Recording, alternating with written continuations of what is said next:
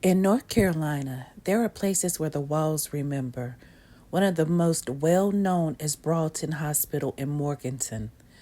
Built in 1883, its red brick walls and long wings were designed with sunlight and symmetry because they believed order could heal the mind. People across the state knows its name. But there was another hospital less spoken of, but just as important. In 1880, 3 years earlier, North Carolina opened the Asylum for the Colored Insane in Goldsboro, North Carolina. If you were black, no matter if you lived in the mountains, your healing was sent east, away from your home, away from your people, away from your land.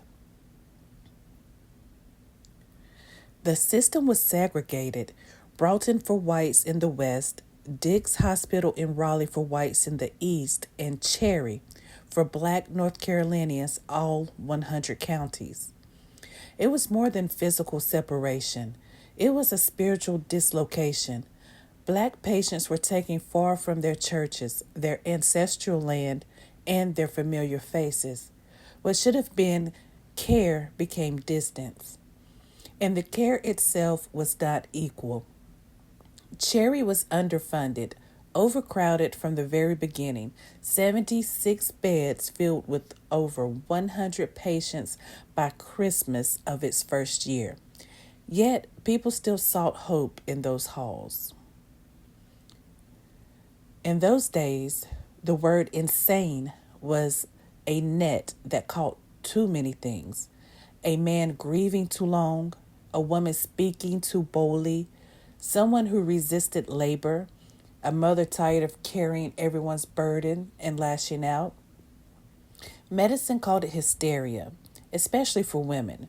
Strong desires, loud opinions, even ordinary sadness could be labeled illness. In white hospitals, male doctors treated women with methods that today sound shocking: sedatives, confinement, and even, yes, what they called pelvic massage to relieve their so-called hysteria. At Cherry, the same biases were applied through the lens of race. Black women were doubly judged, once for their gender, once for their blackness, and what was natural became unnatural. What was human became pathological. And so many entered those doors not because they were sick, but because they were inconvenient.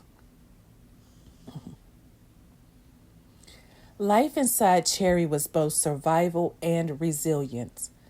Able bodied patients worked the land. By the mid 1900s, Cherry's farm spanned 2,300 acres, feeding the hospital and producing income.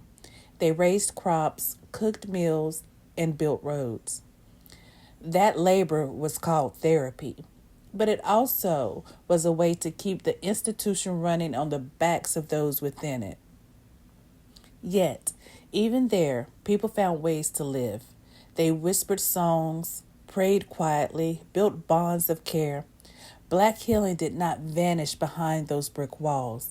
It was bent, it adapted, it carried forward in the smallest gestures.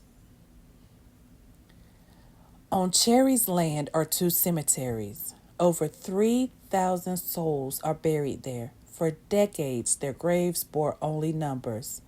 Imagine dying far from home, your name replaced with a brass marker. No family near, no church funeral, no ritual of release, just silence. In 2004, a monument was placed to honor them, and some names have been restored, but I believe their spirits will still wait for us to speak them back into memory, to remember that they lived, they longed, they labored. In 1965, after the Civil Rights Act, the walls broke. Cherry was desegregated, and black patients were finally allowed to receive care closer to home. It was a step forward, but the scars remained. The mistrust of mental health systems in our community is not imagined, it is inherited. Our people remember being sent away, misdiagnosed, neglected. That memory still runs through us like an underground river, but so does our resilience. We remember the women who whispered prayers, the men who planted seeds in the hospital fields, and the children of God who carried dignity even when the system tried to strip it away. So when I say Broughton, I also say Cherry because both are part of North Carolina's story, but Cherry holds the story for us. I light a candle for those buried in numbered graves. I pray for those who were labeled insane when they were only tired, only grieving, only being human. And I call on us, my people, my kin, to reclaim mental health as a form of spiritual health, to speak openly, to seek healing, to honor those who endured by choosing compassion for ourselves.